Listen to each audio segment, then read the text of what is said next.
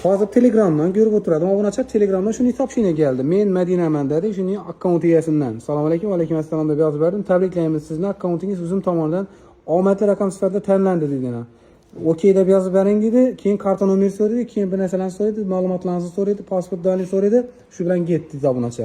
Har xil turdagi sizga APK fayllar keladimi yoki shunday narsalar keladimi, to'g'ri blokad ekan. Ochib umuman o'tirmang go'ylar. Umuman ochma. Yana shuni tasdiqlaymiz, zablokировать degani bor. Getdina, zablokировать. Uni nima bosasizlar? Getdi zablokировать. Shuni tasdiqlab obunachi. Iloji boricha bu istoriyani bu hamma yaqinlarga yarib qo'ying. O'zing bilan ko'rdingizmi? Karta nomeringizni yozib beradigan bo'lsa, getdang. Yetti уже kartasini ishlatib bilmaysiz-da, keyin kartasini.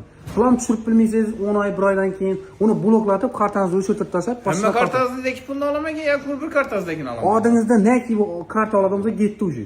Yo'q, Ha, shuni yo'llar ham chiqib ketgan, shuning uchun ehtiyot bo'lasizlar. Fayl degan ochmang.